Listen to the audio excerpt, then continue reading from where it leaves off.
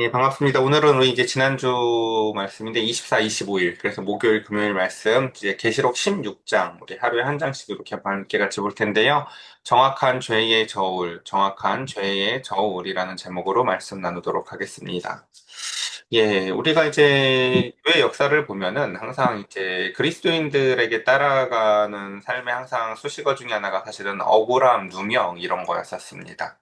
우리가 살면서 사실 제일 힘들어하는 것들 중에 하나가 항상 그런 거더라고요. 이렇게 크고 작은 것을 떠나서, 그러니까 사람들이 오죽하면 그런 말을 하죠. 배가 고픈 건 참아도 배가 아픈 건 못 참는다고. 억울한 건 못 참겠다는 거예요. 차라리 같이 배가 고프면 괜찮은데, 쟤는 두 개 받았는데 나는 하나 받는 걸 오히려 더 못 견딘다는 거죠. 같이 없자.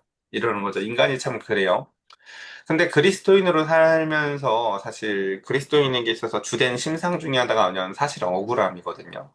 우리가 믿는 그 하나님의 아들이신 예수 그리스도가 지신 십자가 역시도요, 그게 누명, 죄의 본인의 죄가 아닌 우리의 죄를 대신 뒤집어 쓰신 것에 대한 상징이라고요.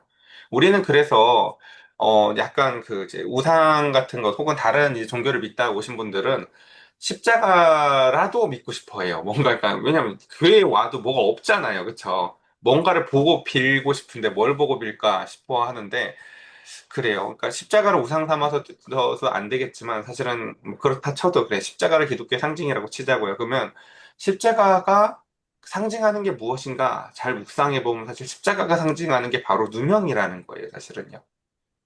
그리고 그 누명을 하나님께서 다시 신원해 주셨다는 것을 기억하셔야 돼요. 십자가가 영속적인 십자가가 아니라 그 십자가에서 내려와서 사망 가운데서 죽으신 가운데서 부활하시고 예수님은 승천하셔서 하나님의 보좌 우편에서 이제는 심판하시는 주로서 이 땅에 다시 오신다는 것을 우리는 기억해야 합니다. 그러니까 어느 때까지 십자가만 붙잡고 있을 수는 없는 거죠. 자, 이제 오늘 우리 말씀 좀 길어서 빨리빨리 한번 볼 텐데요. 오늘 말씀은 이제 그 일곱 대접의 그 심판은요, 일곱 나팔에 일어났던 일들을 또다시 다른 각도에서 보는 거예요. 그러니까 이걸 자꾸 순서로 기억하시면 안 돼요. 그러니까 다양한 각도에서 조명해 준다라고 기억하시면 될 것 같고, 세 번째, 그래서 이 재앙들은 하나님의 통치를 거부하고 박해한 자들에 대한 하나님의 의로운 응답이고요. 또한 오늘 이 말씀의 재료들, 그럼 뭘 갖고 말씀을 할 건가? 다 출애굽기에서 우리 배웠던 거예요. 되게 익숙한 것들이에요. 그래서 출애굽기에 나왔었던 이미지들을 통해서 오늘 말씀들을 다시 재해석해보면, 아, 이게 이런 말씀이구나라고 깨달아질 것입니다. 함께 같이 보겠습니다. 자, 새 대접.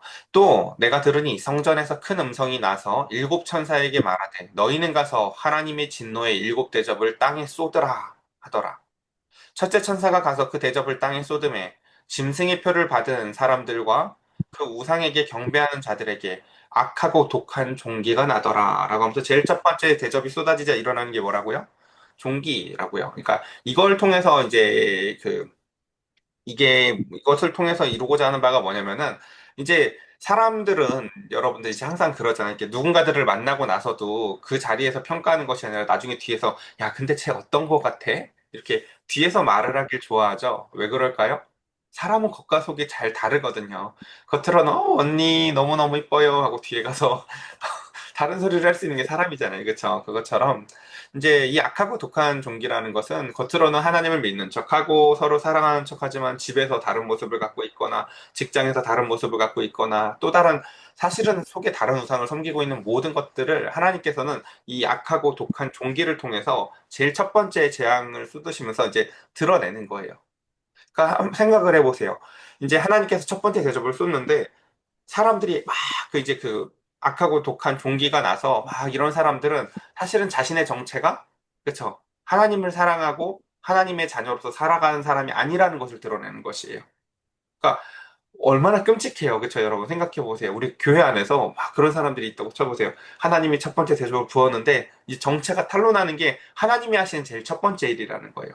아, 저 사람은 원래 우상 숭배자였었구나. 교회에 열심히 다니는 것 같았어도 하는 것처럼 말이죠. 자, 두 번째, 천사가 그 대접을 바다에 이제 쏟습니다. 그러자 바다가 곧 죽은 자의 피같이 되니 바다 가운데 모든 생물이 죽더라 라고 얘기를 하죠. 저 앞에 있었던 그 나팔재앙이랑은 좀 차이가 있어요. 나팔재앙 때는 이게 일단 출애굽기에 나오는 그 재앙이랑 유사하다는 건 아시겠죠? 출애굽기에서도 보면 그쵸, 물이 피로 변하잖아요. 그리고 저 앞에 나팔 재앙에서는 그 이제 그 바다의 3분의 1이 쑥물처럼 변했다고 하지만 이제 이 대접 재앙에서는요, 그 범위도 그렇게 제한돼 있지도 않아요. 모든 생물들이 죽어요. 그리고 이 범위가 이제 이 재앙의 범위가 그렇게 광범위한데 조금 더 이어서 한번 읽어보면서 얘기를 해볼게요. 셋째 천사가 그 대접을 강과 물의 근원에 쏟음에 피가 되더라라고 얘기를 하면서 이제 마실 물까지도 없앤다라는 것입니다. 자, 이게 왜 그들에게 이제 하나님의 정확한 심판이냐면요. 로마라는 나라가 자랑하던 게 뭐 몇 가지 있는데 그 중에 하나가 바로 이제 물이었어요. 그러니까 부자들이 했었던 최고의 그 사치 아닌 사치가 뭐냐면요.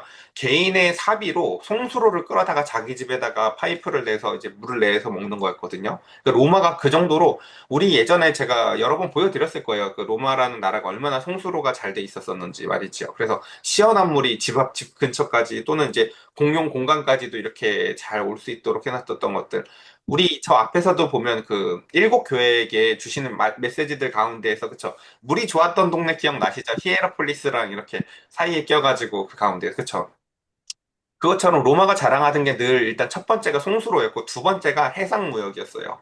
바다를 장악해서 그 가운데서 온갖 곳에서 어마어마한 그 그쵸, 이제 예, 그 식민지에서 갔다가 갖고 오는 어마어마한 그 무역의 유익들을 이런 것들을 통해서 로마가 그 두 가지들을 되게 우상처럼 섬기고 살았다고요. 근데 하나님의 심판이 왜 그러니까 바다 그리고 강과 물의 근원인지 아시겠어요? 니들이 믿는 그 바다를 피로 말려버리고 니들이 그렇게 좋아하는 송수로를 아예 먹을 물 한 방울도 나지 않게 심판하신다는 것이에요. 그러니까 이건 심판의 대상이 물이라는 게 중요한 게 아니라요. 그들의 자랑의 대상을 완전히 씨를 발린다는 거예요. 그러니까 이게 물이 아닐 수 있는 거예요, 여러분. 그러니까 얼마든지요. 네가 그걸 자랑해, 내가 그 자랑하지 못하게 내가 그걸 씨를 말려줄게라는 거예요.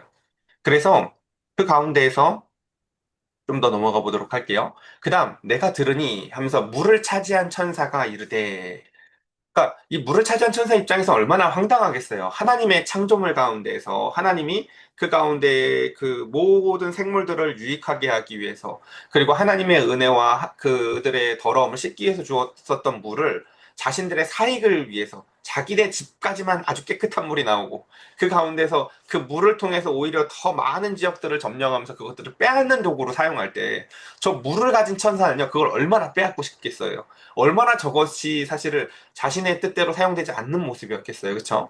그래서 전에도 계셨고 지금도 계신 거룩하신 이여 이렇게 심판하시니 의로우시도다라고 그 물을 차지한 천사가 찬양하는 걸 봅니다. 그러며 그들이 성도들과 선지자들의 피를 흘렸으므로 그들에게 피를 마시게 하시는 것이 합당하나이다라고 하며 지금 이게 요 합당하다는 그 헬라어가 되게 재밌는데 하나님이 심판하시는 걸 보면서요 기가 막히는 거예요. 이거 무슨 느낌이냐면 제가 가끔 시장에 가서 동그랑땡을 한 번씩 사 먹는데 여러분 그 진짜 생활의 달인들 아세요 이렇게 집으면 정확하게 뭐 600g 이런 거 있어요. 예. 그냥 감이 정확해요. 근데 이제 그런 느낌이죠. 하나님이 심판을 내리셨는데 그 제가 그 천사가 물을 차지한 천사가 딱 보면서 그렇게 찬양하는 거죠. 하나님이 그 가운데서 그들의 죄에 대해서 갚아주시는 무게가 정확하다는 거예요. 와, 하나님. 그러니까 저들이 여태까지 지었던 죄에 대해서 조금도 남김없이 정확히 죄를 따라서 저들에게 그대로 갚아주시는구나라는 것이죠. 우리가 교회 안 다니는 사람들도 그런 얘기는 예전에 많이 했었잖아요. 예를 들면 그 음식 남기면 벌 받아 너 나중에 그 지옥 가서 다 먹는다. 뭐 그런 느낌처럼요. 그 가운데서 그들의 행위를 그들에게 정확히 갚으신다는 거예요. 제가 그래서 애들 남긴 음식을 다 먹습니다. 어쨌든요. 네, 그게 아니에요. 어쨌든 자, 또 넘어가 볼게요. 자, 그다음. 또 내가 들으니 제단이 말하기를 그러하다 주 하나님 곧 전능하신 이시여 심판하시는 것이 참되고 의로우시다다라고 하면서 이렇게 찬양하는 것을 봅니다. 그러니까 여기서 중요한 게 그거예요, 여러분. 그러니까 하나님의 심판의 대상이 피조물들, 막 물 이런 걸 하나님은 절대 사실은 지금 심판하고 싶은 게 아니라는 거죠. 그러니까 자연 피조물이 지금 매는 얻어맞고 있죠. 강물이 얻어맞고 있고 물의 근원이 얻어맞고 있고 그쵸. 근데 하지만 하나님은 피조물을 심판하는 게 아니라 사실은 그 피조물을 침범한 세력을 심판하고 있는 거라는 거. 우리 꼭 기억했으면 좋겠습니다. 그리고 또한 이것들은요, 저 앞에서 순교자들이 계속 탄원 기도를 했었잖아요. 어느 때까지냐고요, 사실은요. 지금이다. 라는 걸 보여주는 거죠. 하나님은 그 순교자들이, 그러니까 스테반도 그 가운데서 이런 것들을 봤을 거예요. 하늘에서는 이미 승리한 잔치가 열려지고 있고, 내 현실과는 다른 저 세상에서의 해석을 보면서 그 가운데서 기쁨과 광채가 나는 얼굴이 그러니까 가능했던 거예요. 자, 좀 더 이어서 보도록 하겠습니다. 넷째 천사가 그 대접을 해에 쏟음에 해가 권세를 받아 불로 사람을 태우니 지금 계속 출애굽기의 이야기들을 가지고 갖고 오고 있어요. 출애굽에서는 어땠어요? 이제 거의 마지막 심판에 다다를 때 해가 어두워졌었죠. 예. 해가 빛을 잃었었다고요. 그때는요. 기억나시죠? 네네. 근데 이제 어때요? 해가 그 권세가 강력하게 불로 사람을 태운다라고 얘기를 해요. 그러며 사람들이 크게 태움을 태워진지라 이 재앙들을 행하는 권세를 가지신 하나님의 이름을 비방하며 또 회개하지 아니하고 주께 영광을 돌리지 아니하더라. 자, 이 이야기를 뒤집으면 뭐예요? 하나님이 예전에는 이제 해의 빛을 어두워지게 해서 바로의 마음을 돌이키려고 했었거든요. 바로야, 네가 해 무슨 태양의 자식이라고 너 한번 빛 없어져 본 태양 좀 맛볼래? 빨리 회개라고 하나님이 그때 말씀하셨었다면 지금도 역시 지금 그 대접을 쏟으시면서도 여전히 사실 해의 권세를 통해서 사람을 태우면서도 하나님 뭐 하신다는 거예요? 이 역시도 또 마지막 회개의 기회를 주시면서 심판의 맛보기를 주는 거라는 거예요. 우리가 예전에 소돔과 고모라가 불과 유황으로 가득 찬 온기가마처럼 됐던 거 역시도 사실은 그거 역시도 심판의 맛보기였다라고 제가 예전에 말씀을 드렸었거든요. 마찬가지로 좀 더 이어서 한번 읽어보면서 또 얘기를 할게요. 그러면서 또 이제 근데 여기서 중요한 건 뭐예요? 또 회개하지 아니하고 주께 영광을 돌리지 아니하더라라는 것입니다. 자녀 키우면서 이런 것들 종종 맛보셨을 거예요, 그렇죠? 죽어도 잘못을 시인하지 않는 고집센 자녀들이 있습니다. 키우다 보면요. 그렇죠? 예. 그러니까 조금만 이렇게 회초리만 들어도 마음이 말랑말랑해서 그러니까 누가 나쁜 놈인지 누가 착한 놈인지요. 사실 때릴 때까지 잘 모르는 경우가 있어요. 말을 잘 들었던 것 같은데 마지막에 보니까 그 가운데서 아, 얘는 말을 잘 들었던 게 아니라 자기의 이익에 남아서 그랬던 것이지 고집이 아주 센 얘가 사실 나쁜 놈이었던 자신들이 있기도 하고요. 그 가운데서 얘는 늘 말도 안 듣고 그랬던 것 같아도 사실은 그 마음이 부드러운 자녀가 있어요. 그것처럼 그 가운데서 정말 나쁜 건 사실은 마음이 완악한 거예요, 여러분. 예. 그래서 좀 더 이어서 보도록 하겠습니다. 또 다섯째 천사가 그 대접을 짐승의 왕자에 쏟으니 자 이제 뭐가 바뀌는 거냐면 이제 좀 그 총고로 따지면 0점을 잡는 거죠. 그러니까 심판의 대상에 점점 가까워져 가는 거예요. 내가 지금까지는 자연을 때렸지 내가 때리려고 하는 게 설마 자연이겠니? 라고 하면서 이제 그 심판의 대상을, 심판의 범위를 그 주변에서 이제 중심부로 옮겨가는 거죠. 그러면 그들의 왕자, 짐승의 왕자. 그래서 그 나라가 곧 어두워지며 사람들이 아파서 자기 혀를 깨물고 아픈 것과 종기로 말미암아 하늘의 하나님을 비방하고 그들의 행위를 회개하지 아니하더라라고 얘기를 하죠. 사람이 아무 일이 없으면요, 이렇게 갖고 싶은 게 한 만 가지는 되고 그 가운데서 하고 싶은 게 100가지는 되거든요. 근데 사람이 몸 하나 아프면 하고 싶은 게 아무것도 없어질 만큼 연약한 게 사람이에요. 하나님은 우리의 그러니까 사람이 그것에 대해서 뒤집어서 지혜롭게 살 수 있으면 참 좋을 것 같아요. 내 이 허탄한 욕구들이 사실 얼마나 무익한 건지. 그렇죠. 감기 하나만 걸려도 모든 욕구가 다 사라지잖아요. 그렇죠, 여러분. 그렇죠. 그것처럼 손끝에 하나만 베어도 욱신거리고 아무것도 하기가 싫잖아요. 그것처럼 지금 이제 그 심판의 대상이 이제 자연에서 자신들에게 돌아감에도 불구하고 여기서 계속 지금 제가 이 얘기를 해요. 이 지금 하나님의 심판의 그 무서움보다 더 사실 두려운 건 뭐냐면요. 저 완고한 마음이에요. 할례 받지 않은 두려움, 완고한 마음. 우리 기억나실 거예요. 우리의 믿음의 조상이었던 아브라함조차도요, 하나님 앞에서 은총을 기다리면서도 하나님이 그 마음이 완고하니까 하나님이 아브라함에게 13년을 떠나 있어요.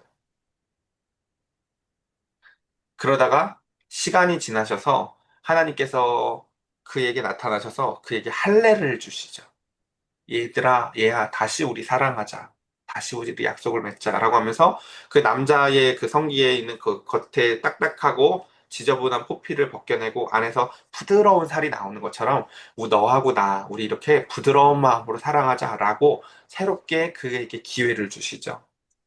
하나님의 이 심판의 언약, 심판의 모든 것들의 중점은요, 여러분, 사실은 징벌이 아니라 바로 회개라는 것입니다. 그러니까 제일 나쁜 건 여러분, 그러니까 계속해서 완고한 마음이에요. 그러니까 저는 이게 정말 무서운 게 뭐냐면요. 그러니까 많은 청년들이나 자녀들을 보면서 우리가, 쟤는 참 착해라고 하는 애가 있고, 쟤는 참 문제가 많아라고 하지만요. 제가 정말 자주 경험하는 것 중에 하나가 끝에 보면요. 그게 역전되는 걸 전 정말 많이 봐요. 착한 줄 알았던 놈이 나쁜 놈인 경우들이 진짜 많아요. 근데 그 나쁘다는 그 근원이 뭔지 아세요? 요만큼 틀어졌는데 요만큼 틀어졌다고 자긴 그 틀어진 게 작다고 생각하면 끝까지 안 고치는 놈들이 있어요. 그게요, 내가 잘못했어요 하고 저만큼 틀어졌다고 인식하고 고치는 놈보다 훨씬 나빠요. 마치 둘째 아들과 첫째 아들처럼 말이죠. 우리는 첫째 아들이 말 잘 듣는 애 같고 둘째 아들이 나쁜 놈들 같잖아요. 그쵸? 쟤는 뭐 저렇게 자꾸 사고를 쳐. 말년에 가세요 보면요. 아빠의 마음이랑 0점이 맞아지는 애가 둘째 아들인 경우가 훨씬 많아요. 사실은요.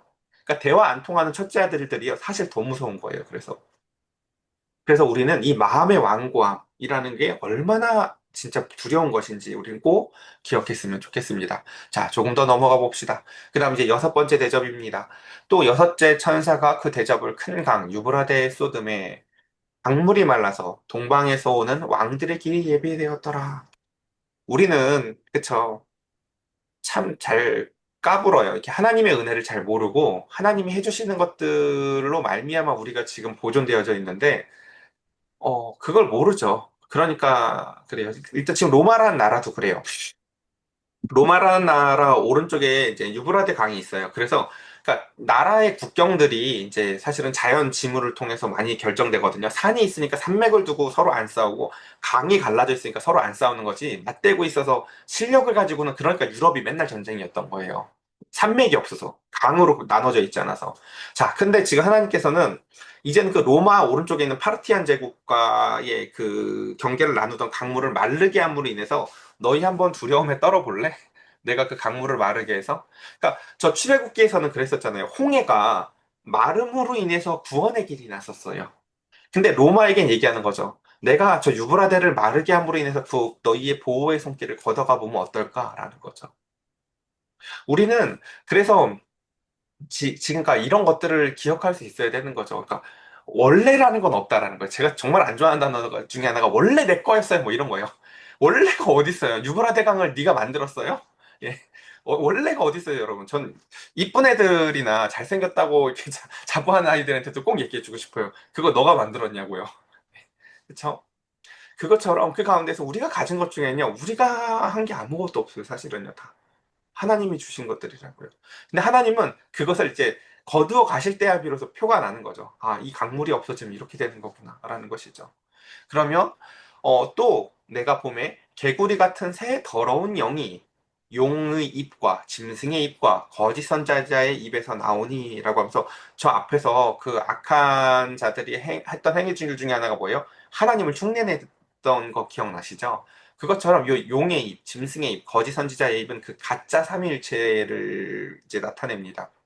그래서 그들은 귀신의 영이라 이적을 행하여 온 천하의 왕들에게 가서 하나님 곧 전능하신 이의 큰 날이 있을 전쟁을 위하여 그들을 모으더라라고 얘기를 하면서 여러분들 이런 거짓된 선지자들의 어떠한 행위들에 대해서 여러분 결코 이게 영적으로 무슨 사람들이 쓰러지고 넘어지고 무슨 이런 것들을 절대 좋아하지 마세요. 그러니까 어떤 그런 현상들은 정말 믿고 싶고 속고 싶은 사람의 심리를 이용하는 거예요. 이거 예전에 그것이 알고 싶다 이런 데서도 실험 많이 했었거든요.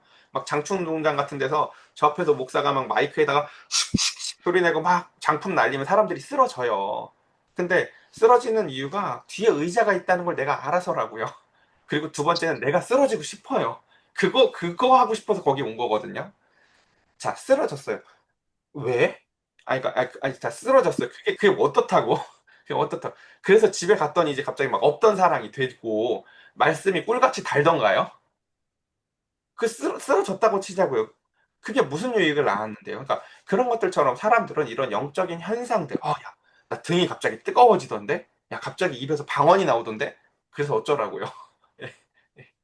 그걸 갖고 무슨 유익을 받는데요? 그 뜨거움으로 계란 후라이 하나라도 해 먹어봤어요. 그렇죠? 그 뜨거움으로 누구 하나라도 사랑해봤냐고요. 그러니까 하나님의 목적이 달성되는 게 중요한 거지 내가 무엇을 겪었냐는 중요하지 않아요. 그러니까 그것처럼 가짜 삼위일체는요 그런 경험들을 제공해줘요. 끊임없이. 그래서 그런 경험들을 추구하러 자꾸 기도원에 가고 싶고 뭔가 이런 곳에 가서 뭘 하고 싶죠. 근데 이제 저 스바냐나 구약 성경에서 내내 선지자들이 꿈꾼 날이 바로 주님의 날이거든요. 주님이 모든 것을 정산해 주시는 날이 있어요. 그러니까 이 선지자들한테 제일 괴로운 게 이 가짜 선지자들이에요. 왜냐하면 가짜 선지자들은 많은 사람들을 미혹하거든요. 그래서 그 가운데서 주님은 이 모든 것을 정산하시는데 그 날에 보면 15절 보라 내가 도둑같이 오리니 라고 하면서 이제 예수님의 말씀을 여기에다 한 절 딱 인용해서 이렇게 넣어요. 누구든지 깨어 자기의 옷을 지켜 벌거벗고 다니지 아니하며 자기의 부끄러움을 보이지 아니하는 자는 복이 있도다 라고 하며 사실 그게 영적으로는 어떻다는 거예요 다? 너네 그 벌거벗고 다니는 거야 라는 거예요. 하나님은 이게 하나님의 속성이에요. 인간이 죄를 지잖아요. 그럼 뒤지게 맞고 혼나야 되는데 가죽 옷을 지어서 입히는 게 하나님의 속성이에요. 하나님은요 감추어 주시는 게 속성이에요. 누명을 대신 뒤집어 써 주시는 게 하나님의 사랑의 속성이라고요. 그리고 우리한테도 이렇게 얘기하시죠. 너희도 그러자라고 얘기를 해요. 그러니까 왜 노아가 술 먹고 누웠는데 자식이 왜 징벌을 받았는지 아시겠죠? 안 감춰줬으니까. 그게 하나님의 속성이 아니에요. 나가서 소문내는 건요, 사탄의 속성이에요. 가서요. 막 고소고발하고 다니고 떠들고 다니는 것. 그래서, 그래서 자기의 부끄러움 보이지 아니한 자는 복이 있도다. 새 영이 히브리어로 아마겟돈이라 하는 곳으로 왕들을 모으더라. 이제 요게 조금 사람들한테 이제 해석에 어려움을 주죠. 이제 아마겟돈이라는 곳이 실제로 이제 무기또라는 지역이 있으니까 그 지역에서 3차 대전이 일어난다. 막 이제 사람들이 이런 얘기를 하지만 요한계시록을 여태 앞에서부터 쭉 봤으면 알아요. 여러분, 로마를 바벨론이라고 부르죠. 예를 들면요. 그러니까 이런 언어들은요, 상징 언어예요. 전부 다. 정확한 그 지명이 있어도요, 그 지형하고 맞지도 않아요. 아마겟돈은요, 평지지, 산지가 아니에요. 그리고, 그러니까, 근데 이렇게 써도 상관이 없는 게 이게 다 상징 언어로 사용하는 거기 때문에 그래요. 그래서 이제 이 아마겟돈이라는 것은 영적 이런 전쟁을 의미하는데요. 그러니까 우리가 요 얘기를 하나 천천히 하고 이제 정리를 해볼게요. 그러니까 예언이라는 건 미래에 일어날 사건의 시간과 장소를 특정하는 게 아니에요. 다시 얘기할게요. 예언은 뭐냐면은 현재 땅에서 일어나는 이 경험한 일들이 하늘의 관점에서 어떤 의미를 갖는지를 설명하는 거예요. 네가 지금 땅에서 이렇게 살아가고 있는 게 저 하늘에선 이런 거야. 그러니까 예언이라는 건 이 땅에선 전도를 했는데 저 땅에서 잔치가 벌어지고 있는 걸 보는 거예요. 그러니까 예언이 뭐라고요? 하늘에서 벌어지는 일에 대한 깨달음이에요. 이 땅에서의 일과 저 땅에서의 일의 어떤 연관성을 알아가는 것. 자, 그러니까 왜 예언이 이 땅에서 일어날 사건의 시간과 장소를 특정하는 게 아닌지 아시겠어요? 그런 거였다면 예수님도 무능한 게 돼요. 나 그때와 시를 도 모르는데 아버지에게 있는데 이렇게 말씀하시죠. 왜냐하면 그건 중요한 게 아니기 때문에 그래요. 언제까지 참으시던지 참으시다가 더 한 사람이라도 더 구원하셔서 하나님이 그 문을 닫을 때가 언제인지 중요한 게 아니라 하나님의 뜻이 그러하다는 걸 아는 것이 중요하기 때문에 그렇죠. 자, 마지막 이제 다 왔습니다. 17절. 그래서 일곱째 천사가 그 대접을 공중에 쏟음에 큰 음성이 성전에서 보좌로부터 나서 이르되 되었다 하시니 번개와 음성들과 우레소리가 있고 또 큰 지진이 있어 얼마나 큰지 사람이 땅에 있어 온 이래로 이같이 큰 지진이 없더라 라고 하면서 드디어 하나님의 현현이 나타났을 때 일어나는 이런 현상들이 나타납니다. 그리고 19절 큰 성이 세 갈래로 갈라지고 만국의 성들도 무너지니 큰 성 바벨론이 하나님 앞에서 기억되신 바 되어 그의 맹렬한 진노의 포도주잔을 받더라 라고 하면서 이제 이렇게 기록이 되어 있죠. 그러니까 이 성이 셋으로 갈라진 이유는 혹시 아시겠어요? 바로 이 앞에 나타났죠. 그들이 하나님을 흉내냈잖아요. 삼위일체처럼 그렇죠? 그래서 하나님은요 그 바벨론을 셋으로 갈라버리세요. 그러면 그 가운데 그러니까 계속해서 지금 이 계시록에 보여주는 건 뭐냐면요 심판이 굉장히 정확하다는 거예요. 예. 그리고 20절 각 섬도 없어지고 산악도 간 데가 없더라 라고 하면서 조금 더 하나님은 이제 숨을 데를 만들어 놓지 않는다는 거예요. 아무 데도 숨을 데가 없다. 그래서 예수님도 그런 말씀하시죠. 너 산이 나한테 쏟아지기를 원할 걸 마지막에 정말. 그러니까, 그러니까 정말 두려운 게 죽는 게 아니라요. 하나님의 눈이라는 거예요, 사실은요. 하나님이 나를 보신다는 사실. 그리고 내가 벌거벗었다는 사실. 그 가운데서 내가 그러니까 어 여러분, 저 밖에 나가서 더 벌거벗고 돌아다녀봐 하면 뭐가 두려우세요? 잘 생각해보면. 뭐 부끄러움도 있고, 다시 이제 밖에서 생활할 자신이 없고, 뭐 이런 그냥 되게 일차적인 거잖아요. 근데 하나님의 눈은요, 그런 게 아니에요. 뭐라고 설명을 해야 될지 저도 잘 모르겠는데 우리의 영혼이 고스란히 드러나는 어떠함이에요. 내가 하나님으로부터 받았던 수많은 은총들이 기억이 나가지고 내가 사람들에게 행했던 수많은 죄악들이 다 드러나며 그 가운데서 내가 얼마나 역겨운 존재인지가 다 폭로되어지는 것이에요. 가죽옷을 하나님께서 가려주셔도 내가 또 벗고 또 벗으면서 내가 찢어버린 가죽옷들만 수두룩하고 수많은 짐승들이 나 때문에 죽었고 하는 것들 말이죠. 그래서 이제 마지막 21절 또 무게가 한 달란트나 되는 큰 우박이 하늘로부터 사람들에게 내림에 사람들이 그 우박의 재앙 때문에 하나님을 비방하니 그 재앙이 심히 크미러라. 여러분 끝까지 무서운 게 뭔지 보이세요? 심판의 큼보다 더 무서운 게 뭐예요? 완악함이에요, 완악함. 진짜 무서운 거죠. 예. 그러니까 그래서 여기서 이제 마지막 정리를 해볼게요. 그러니까 이런 메시지를 통해서 사람들은 이 계시록의 이런 말씀들을 정치적으로 사용하고 싶어 해요. 자꾸요. 뭔가, 그쵸?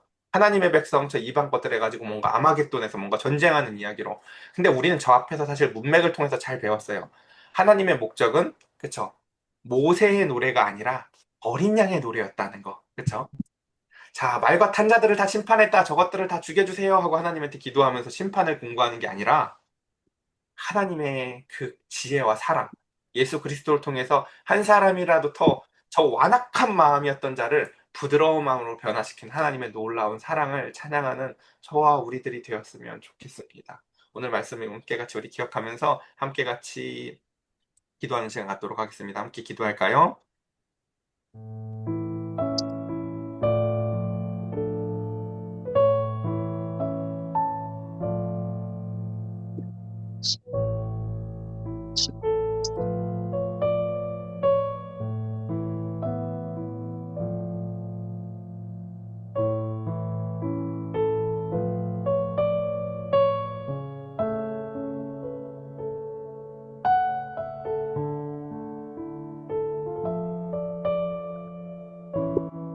아버지 우리 정말로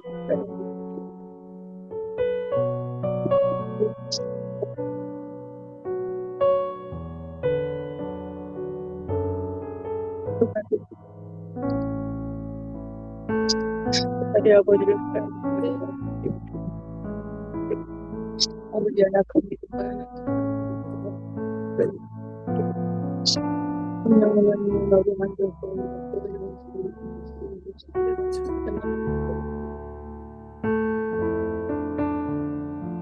예수의 구주를 외치기로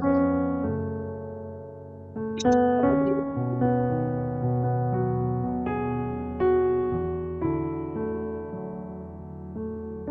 오늘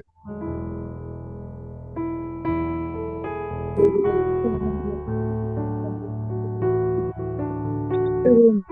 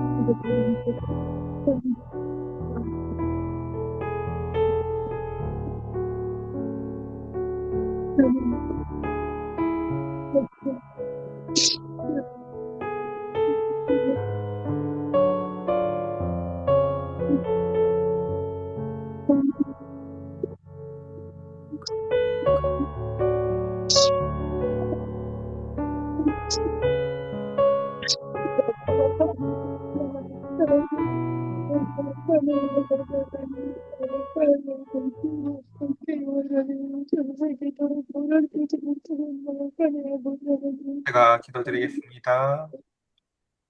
하나님, 우리가 우상으로 붙잡고 있었던 것이 무엇입니까? 우리 집까지 나 있는 그 시원하고 맑은 물을 자랑하던 로마에게 바다를 제패하고 수많은 식민지들에서 물건을 빼앗던 그들에게 하나님은 그 우상들을 정확히 심판하셨습니다. 하나님 말고 진짜 믿고 있는 구석들이 있다면 주님, 이 시간 하나님의 의에 부서지기 전에 내가 먼저 주님 앞에 내어놓고 하나님을 의지하고 살게 하여 주시옵소서. 제일 먼저 악한 종기를 통해서 누가 우상 숭배자인지 하나님은 먼저 드러내신다 하셨습니다. 그리고도 수없이 하나님은 또다시 회개의 기회를 그들에게 주시는 것을 오늘 보며 그럼에도 불구하고 끝내 악한 마음, 완악한 마음이 얼마나 무서운 것인지를 오늘 우리는 살펴보았습니다. 심판의 크기보다도 마음의 완악함의 단단함에 우리는 더 놀랍니다. 하나님, 그 마음을 부수시고 부드러운 마음으로 사랑으로 어린 양의 노래로 우리를 인도하여 주시사 하나님 앞에 어린아이와 같이 하나님이 주시는 기쁨과 즐거움과 때로는 마음의 억울함도 주님이 신원하여 줄 것을 기다리며 주님의 자녀로서 살아가는 우리 올바른 교회 성도들 될 수 있도록 주님 인도하여 주시옵소서. 그날에 그 정체가 악한 종기를 통해서 우상숭배자로 드러나는 것이 하나님 한 명도 있지 않기를 원합니다.